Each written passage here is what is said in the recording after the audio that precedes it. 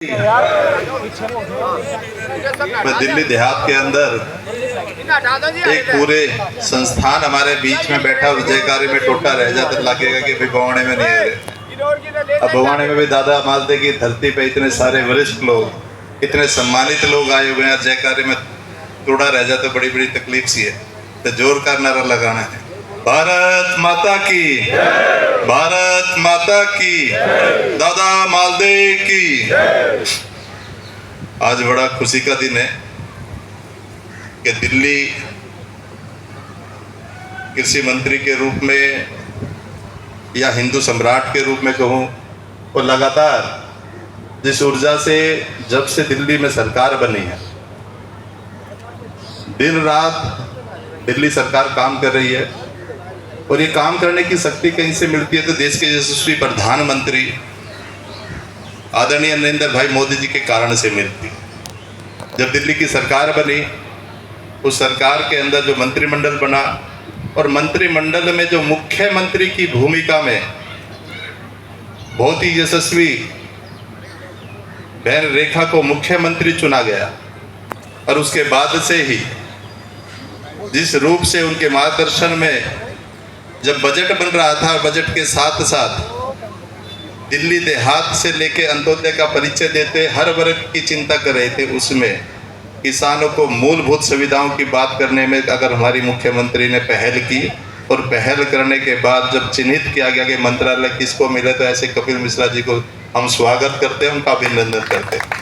और एक बार इनके लिए जोरदार ताली बजनी चाहिए, कि लगाना चाहिए कि भवाना विधानसभा के अंदर उनका स्वागत हुआ है। नकली ताली मत बजाओ भाई कभी भी, दादा एक बार बजा दो ताली, देखो इतना बढ़िया कपिल मिश्रा है, कुछ ना कुछ देख कर जाएगा, कुछ ना कुछ सकेंगे ना।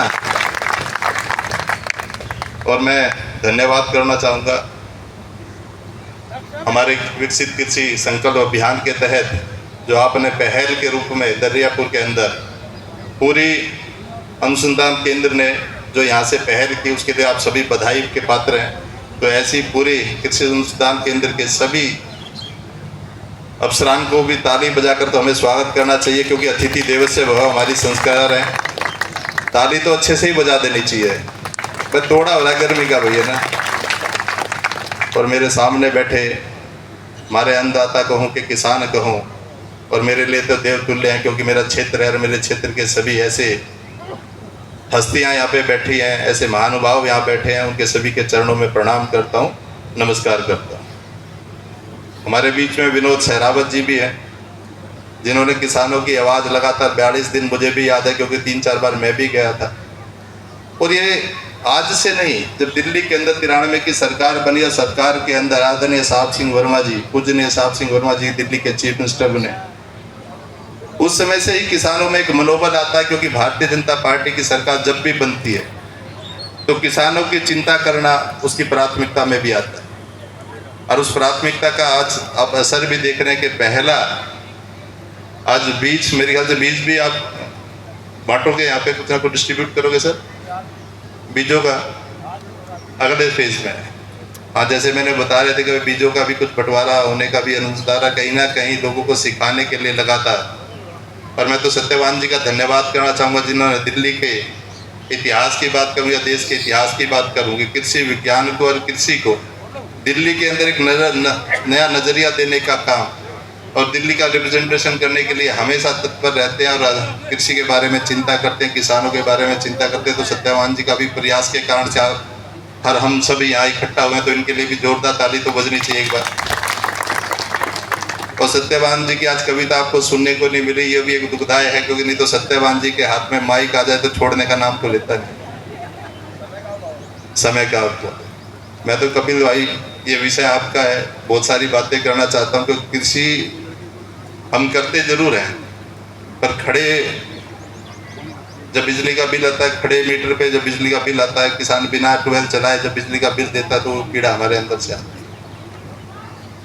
मास्टर प्लान 2001 से शुरू हुआ, 2041 तक पहुंच गया, कृषि पे हम कुछ कर नहीं सकते, कुछ नया काम नहीं कर सकते, वो पीड़ा आप नहीं समझ सकते। जब रिठाला तक का रोड आके रुक जाता है, तो रोड आके तक जब केएमपी तक ना मिले, और उसके कारण से दिल्ली के बाईपास ना बने, मास्टर प्लान लागू ना हो, तो पीड़ा आप हमारी समझ सकते हैं। आज आप हैं सरकार के अंदर, मैं भी सरकार के अंदर, हम दोपहर को रोज ही 1 घंटा चिंता करते हैं, पर आप आए हैं और हम अपनी बात ना रखें तो मुझे लगता है कि सरकार तक बात पहुंचाने का माध्यम आप है। मैं अपने विषयों को सरकार तक पहुंचाता हूं, तो आप अपने विषयों को सरकार तक पहुंचाएं।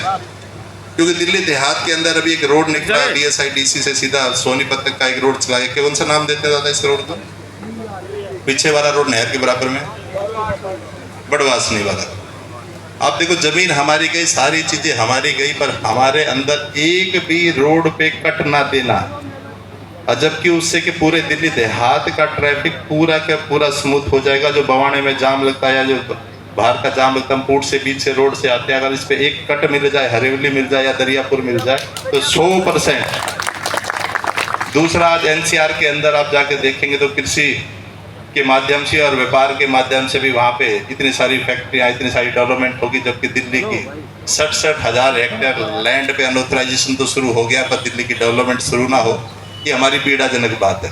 पर इस मंच के माध्यम से मैं सभी दिल्ली देहात के किसानों को, मेरे लिए तो अन्नदाता है सभी, और मेरा तो सौभाग्य है कि मैंने बवाना विधानसभा से जब चुनाव लड़ा था ना, आपने आशीर्वाद के रूप में 1,20,000 वोट दिया, सारा दिल्ली के अंदर सेकंड लार्जेस्ट वोट भी दी, और मुझे उसके कारण से, उस आशीर्वाद के कारण से दिल्ली में मंत्री का दायित्व भी मिला।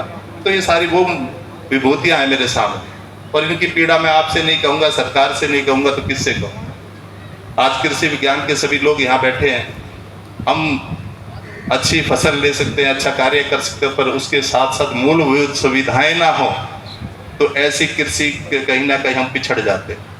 तो मैं तो एक बात कहूँगा कि आप, भगवान ने सरस्वती का वास है आपकी, आपकी वाणी भी पूरी दिल्ली का पूरा देश सुनता है, और जब आप खड़े हो जाते हैं तो कहीं ना कहीं वो विषय आगे बढ़ जाता है। तो आज विषय ये दादा मालदे की धरती से आपकी बुलंद आवाज के कारण से दिल्ली के किसानों का उद्धार हो, ऐसी मैं आपसे दरख्वास्त भी करता हूँ और धन्यवाद करता हूँ पूरे अनुसंधान का, हमारे SDM महोदय बैठे, सारी सरकारी अफसरान का भी, और आप सभी जो लोग आए हैं उनका भी धन्यवाद करता हूं। क्योंकि अपने हक की लड़ाई के साथ साथ किसान एक अलग विषय है, पर इसकी डेवलपमेंट ना हो, अर्बनाइजेशन तो हो गया, पर अर्बनाइजेशन जो हो वो कृषि के साथ साथ डेवलपमेंट के साथ हो। क्योंकि कागजों में तो हुआ पर इम्प्लीमेंटेशन कहीं नहीं है, तो ऐसा इम्प्लीमेंटेशन का आप भरोसा नहीं दिलाएं, विश्वास दिलाएं लोगों को, यही निवेदन करता हूँ। सभी का आभार व्यक्त करता हूँ। जय श्री राम।